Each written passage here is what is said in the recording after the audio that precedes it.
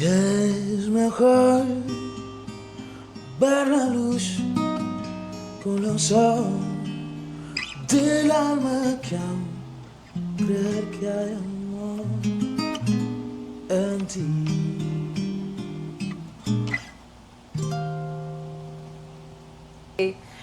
Thanks, Charlie, for having me in your beautiful My studio. pleasure. Thank you. I'm really honored to shoot the video and have interview with you. Thank you so much, Diana. You're so it's sweet. my pleasure. Thank you. Can you tell us about yourself? What's your name? What do you do? Hi, my name is Charly Siaba. I'm from Cuba. I was born in Cuba, and I started playing music when I was 6 years old. Started with the piano, and then I moved to guitar when I was 11 and started writing songs. And that was my journey, pretty much when I started this journey on the musical and the art. And then I went to the conservatory in Cuba, the Habana Conservatory. It's Amadeo Roldan Conservatory. I did classical music there, classical guitar, and then piano too, complementary piano basically. And then I moved to Spain. I lived there for 4 years, and I was working as a teacher mostly. And then in 2019, I moved to the United States, and I started working as a professional musician, as just a full-time musician. That's what I've been doing since. And I'm so happy to be in this city because the city has too much to offer, and it's so cosmopolitan. You know, it's like you have people from everywhere here, and you feel like it's a good place to be as an immigrant. When did you decide to be a musician? My dad and my mom, when I was a kid, I started singing at home, like because my granddad, he was a composer, he was a songwriter as me, and he used to have like this kind of influence from Spain and Cuba because he was born in Spain, and one of his song, El Cuarto de Tula, is one of the most famous Cuban song of all time. The Buena Vista Social Club, all the Grammys in the 90s and all the stuff. That song was on that album. And my granddad, Sergio Siaba, he was like the musical icon in my family. And then when I started singing, when I was like 5 years old, something, my mom and dad, they said like, oh, let's put this kid in music class, and I started playing piano. That was my first instrument, and then I quit. I started playing baseball, and then when I was 11 years old, my brother and we were at the school at that time, and we were good at the school, and my parents, they want to give us a gift or something to as a gift, you know, like. And for me, it was a baseball glove, a baseball glove. You know, a good baseball glove. And for my brother was a guitar. And then we kind of like changed the role, and I started playing guitar. My dad taught me some melodies, and I started playing that. And I started some teachers. I started doing lessons, private lessons, and when I was like 11 years old, 12 years old. And then I started writing songs and doing contests, festival, gigs since I was like 12 years old, something like that. When I was 17 years old, I started my journey in the conservatory music with classical music, classical guitar, and then I finished my time on the conservatory, and then I moved to Spain. And yes, I lived there. I played some gigs. I didn't play too much in Spain. Okay. I was more like a teacher there. I was teaching guitar and piano, but I started playing bass with the band in Spain just because it was I had to find a job. So when you're trying to find a job, the bass was the first instrument. It comes to me, and I say, yes, I know how to play bass. Let me do it. Why not? And then I started playing bass with a band, and after that I started doing gigs with the guitar too, and then I moved to the United States, and I started working as a musician, as a full-time musician. That's basically my journey until I came here. How hard is to find a job as a musician? Okay. I think it depends on the place. Okay, most of the jobs. I mean, when you came from a family from I would say doctors or lawyers or something. When you came from a family like that, you have a different way to approach your life. But when you came from a musician family or an art family, you know, there's no that kind of, you know, you don't have a secure job. You don't have a safe job. So basically, if you're in that position, you're gonna be able to find your path, to find your way to make money through the music, and then you try to find yourself. And sometimes you have to teach, sometimes you have to do some gigs, sometimes you have to play only guitar, or sometimes you have to play pianos, you have to play bass. You have to be able to modify a little bit your art to be part of, and that at the same time you're gonna be able to learn in the process and find yourself, because that's at the end of the day the most important thing. Find yourself and find your how your art will look like for the people, because the art without people is not art. It's just incomplete. Absolutely. Because Spanish is my first language, so, and I learned English here in Houston. Really? Yeah, so I you came moved here without knowing language? No, yes, I came here with no English, no even a word, and I learned here. Wow. So you've been learning by like socializing Talking to people, yeah. and just That's meeting it. people? Just that, yep. Wow. I forced myself to learn. I put everything in English. I put myself on my computer, everything in English, and I start watching movies every time. Every day, watching serious movies and everything in English. I forced myself to do it. Right. So, yeah, that was the way. But I never learned anything about grammar or anything. Even I know a lot of grammar things, but it's just because, you know, you made a mistake and you repair that, you fix that, and then you try Right. to learn. But yeah, it's when I came here, I never spoke a word in English. Wow. Which it was great for me, because it was Yes. a ton of things that I learned here. And Houston is a good city to learn because you have too many accents. You go to a gas station and you have probably, I don't know, people from the south, people from the north, Indian accent, people from the Middle East or from Europe, and it's kind of hard. It's kind of hard to not be. I mean, we're gonna find like a common tongue for everybody, and a common, I wouldn't say accent, but common way to communicate everybody. So I think it's a good city to learn. Because if you learn here, you can go everywhere. I agree. Yeah, it's because you have too many different cultures, and this is one of the most cultural, not cultural, but more the variety of people here, the variety of accents, religions, and backgrounds, ethnical backgrounds, and it's incredible. I agree.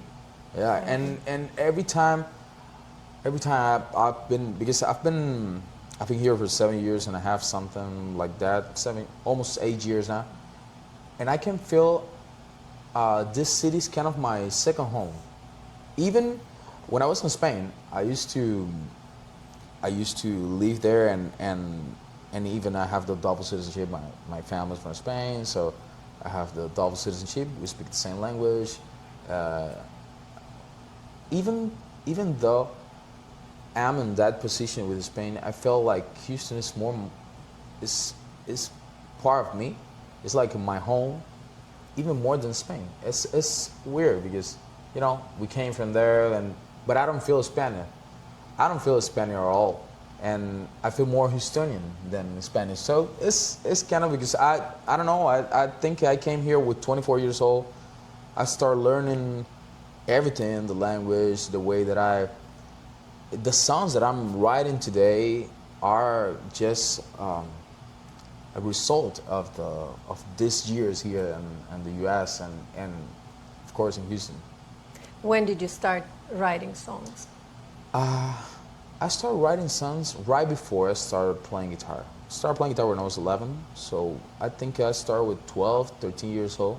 I started writing my first song, and then I started showing the song to the public. I think pretty much at 13 years old. How did you feel about that first time? It's kind of weird, because when I started writing songs, I thought at that moment writing songs is something like kind of unique, something like you have the ability to do it.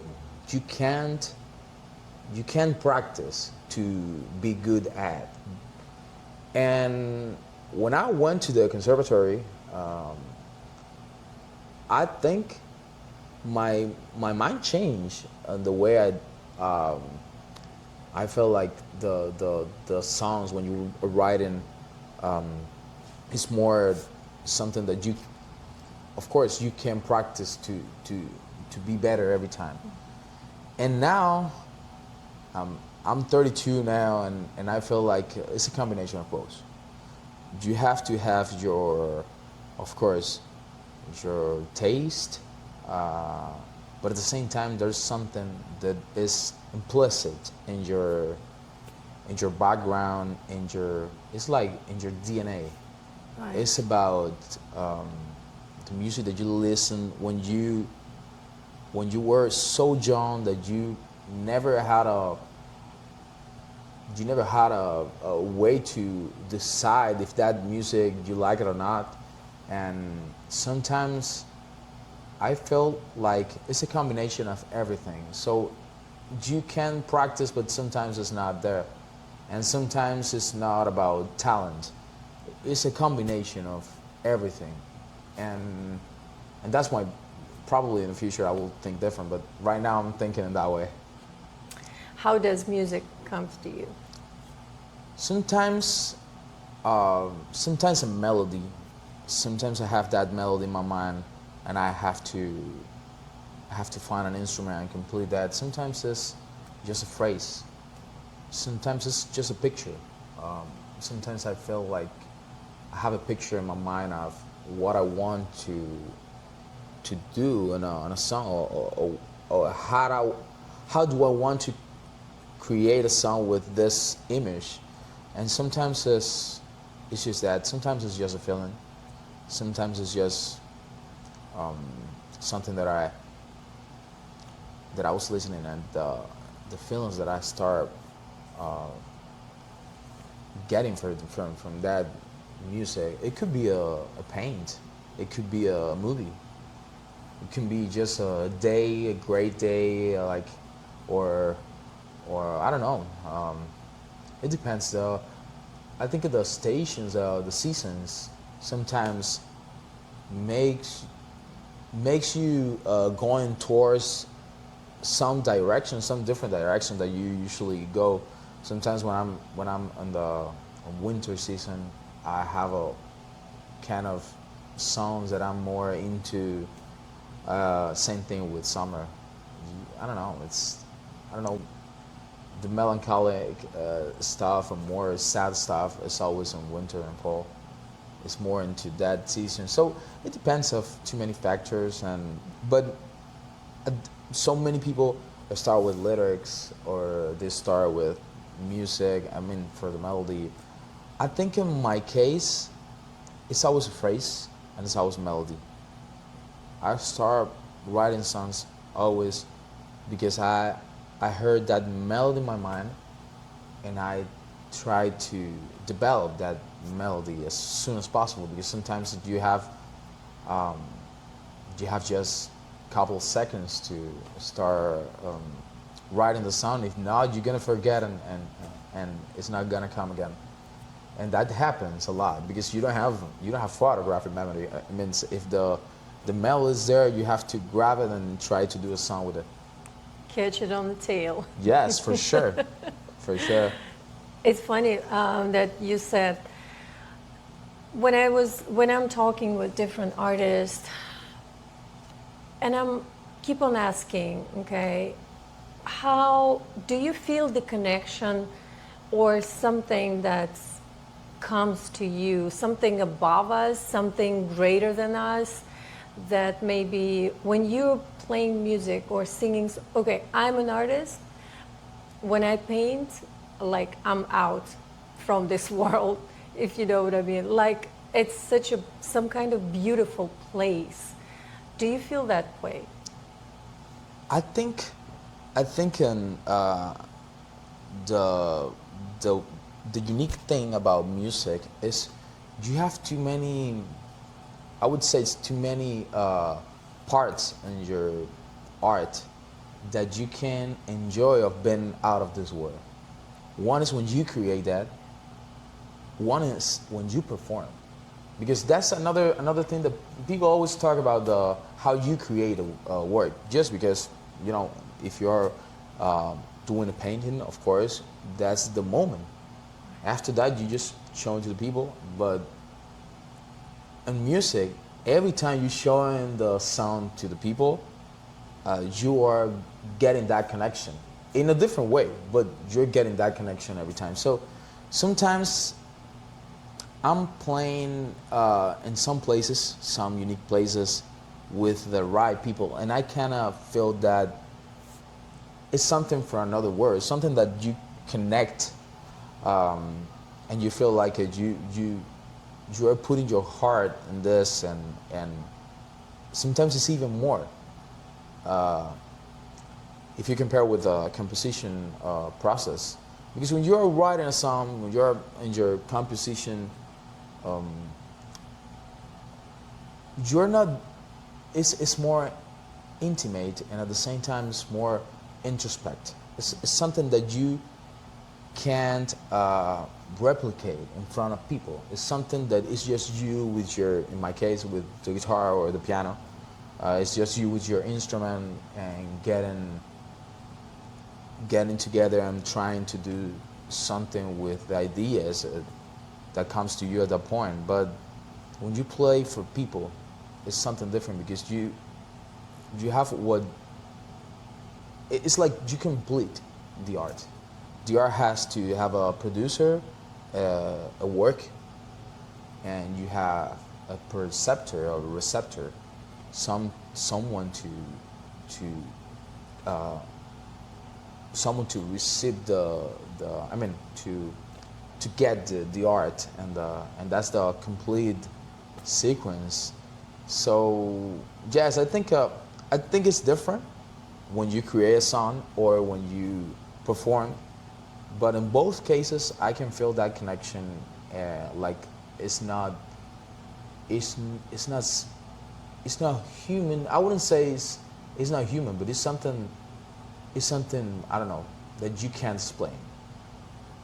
At least it's the way that I think. Is something, I don't know if something from another place, but you can understand where that connection is coming from. I feel the same way. I feel the same. How do you want your music be received by other people? What do you want them to feel when you perform? The thing is, when I'm playing at home, sometimes I feel so well with that, my environment, my cats, my space, and then I'm going to a big scenario, or it doesn't have to be big, but when I'm going to the scenario, I'm trying to replicate the same feeling that I have at home, like I'm playing on my couch and with my cats at home. And sometimes you can have that connection with the SNR, and definitely is the best. And I'm always trying to do that. I'm always trying to replicate the way that I feel at home at the big stage. Do you want them to feel like they're home? Yes, yes. Sometimes when I'm because that's a good question, and I can, you know what, sometimes a lot of people ask me, hey, why you don't sing in English? What you don't write a song in English? And sometimes I feel like I'm at a certain point I'm trying to teach the people some kind of you have to be open. You have to learn. You have to listen more stuff. It's like watching a film in French or Italian. You have to be able to open your mind. There's more languages. There's more culture, and the people, they didn't know, but they want to. They want to listen something different, but they didn't gonna tell you for that. It's like a Henry Ford. Henry Ford told if you ask the people if they want a car, they're gonna tell you they want a fastest horse, but they don't want a car because they don't know what is that. So it's basically, I'm trying to give something unique for the people, something new, something that they didn't know, but they want that. And I want to teach the people like, hey, there's more things to listen. There's more things to understand and to be open to learn new things. And that's happened with everything, with art, with the art in general, with movies, with books, and of course with music. Beautiful. You describe yourself as Havana, Houston. Where that came from? I was born in Havana City, and it's too different how you feel in a city like Havana, with the sea so close, with that breeze, with the music everywhere, and then you came a city like Houston, then you have to find yourself in a different way, because you're not replicating your hometown, you're creating a new one. So basically, myself is part of Havana and part Houston too, just because I've been here. And I would say that's the developed period of my life. So I learned so much in this city, and I can compare that with Havana. So I'm half Houstonian and half Havana, Habanero, like we call it in Spanish. Has been there difficult moments in your career? I would say the immigration process is always hard for everybody. I think when I moved from Cuba to Spain, I was in Cuba playing a lot. I was playing with a lot of bands, and I was doing music. I have a lot of friends there. And then when I moved to Spain, I felt so lonely. I felt like I had to start creating myself a new life. And then when I moved to the United States, I would say the worst thing was left my house in Spain with my parents, with my brother and sister. So that's basically the hardest thing about this. The rest of the thing, I think I'm blessed. I'm trying to do what I love, and I don't think there's nothing bad about life. I think everything's good. It's just to be far from your family, I think it's the worst thing. But the rest of the things, yeah, it's perfect. What the music taught you? I think how do people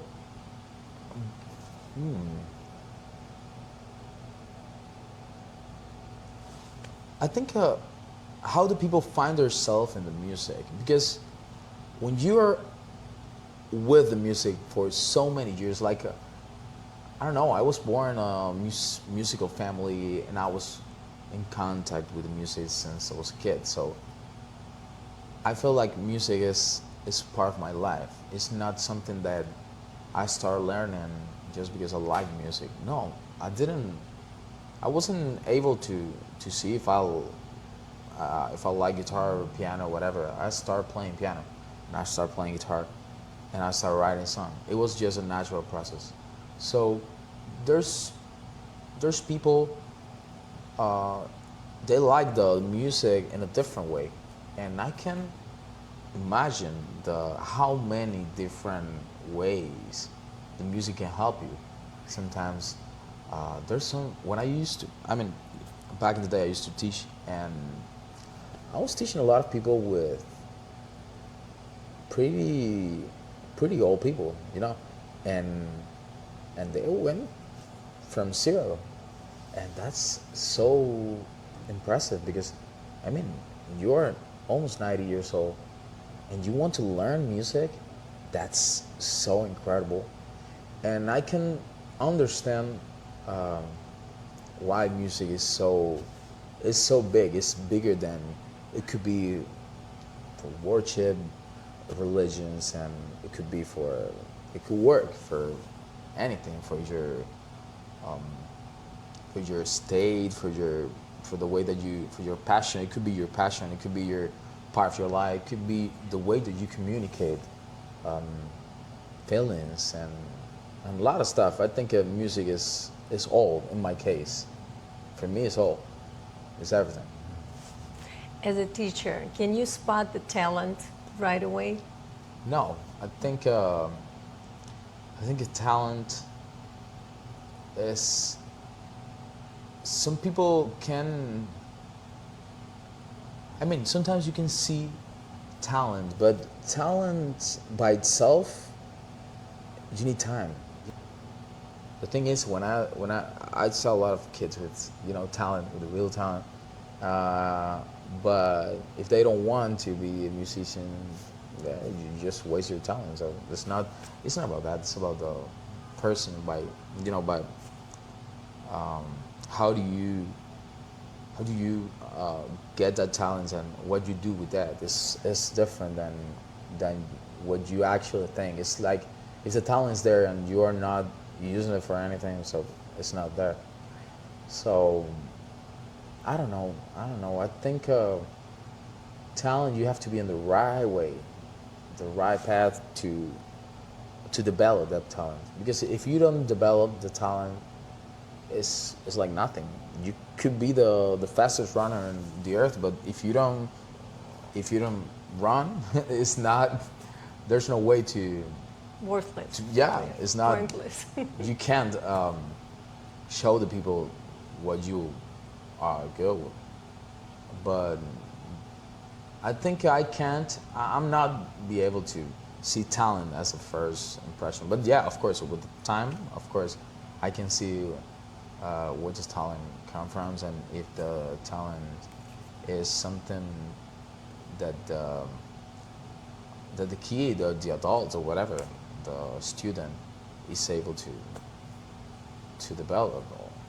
But it depends. It's too many things. Sometimes the people with less talent, they sacrifice more, and they practice more, and they develop something incredible, and they are way better than anybody with talent, because the talent by itself is nothing. It's just that. So you have to be able to develop something. What do you think about collaborations? Um, I,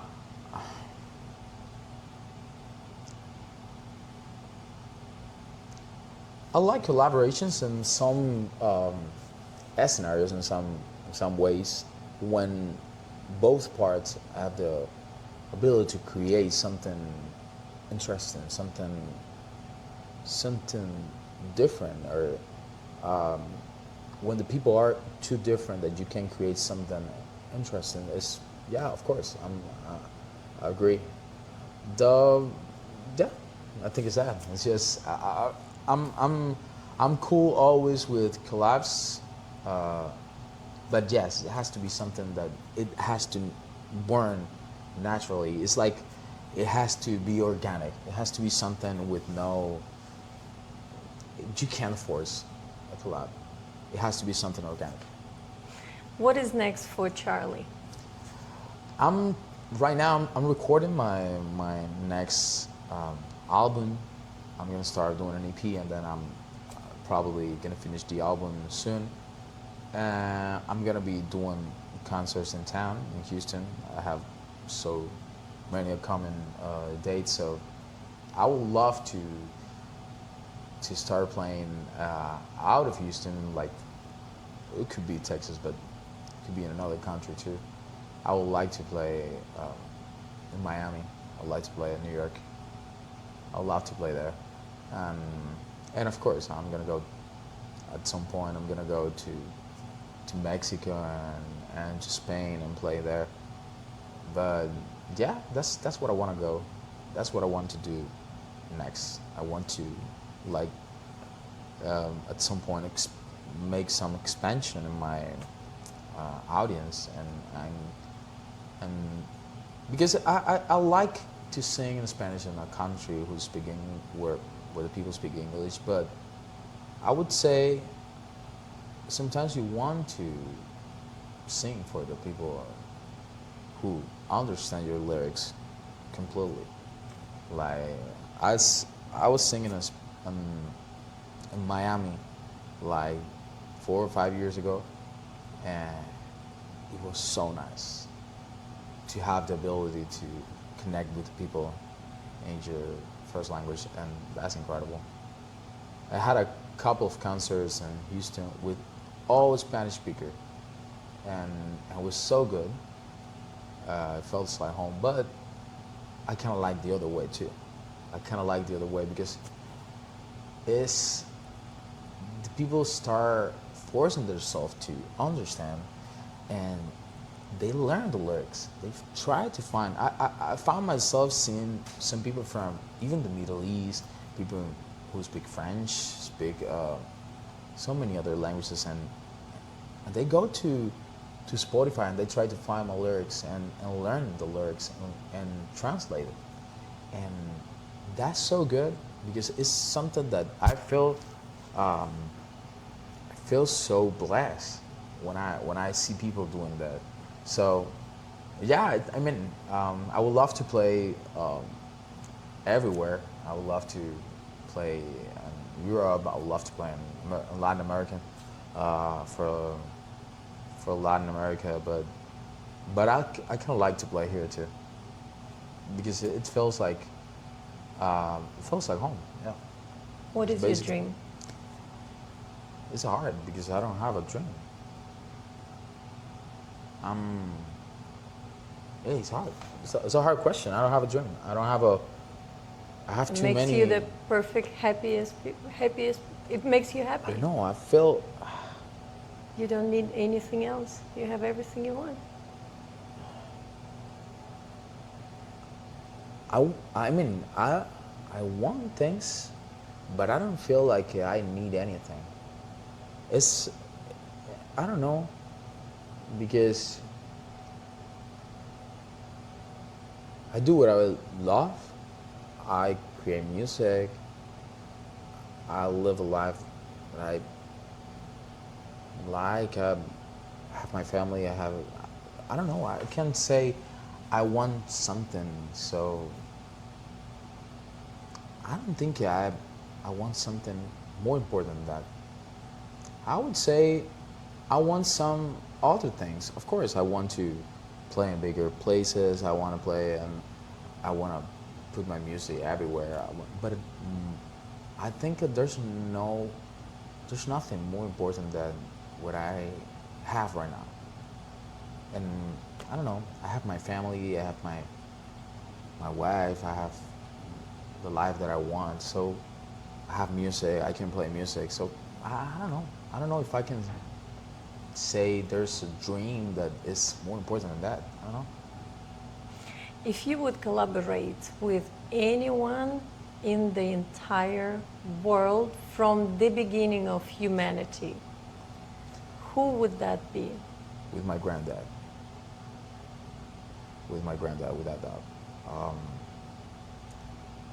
My granddad, it was a composer.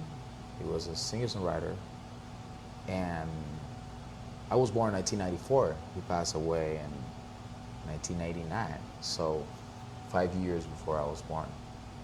And I've been listening to his music for so many years.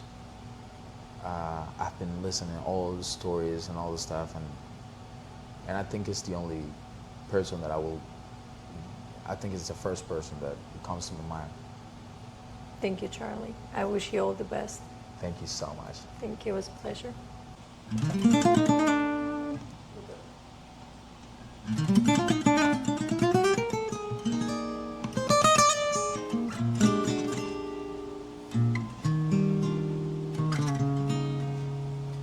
Y es mejor ver la luz con los ojos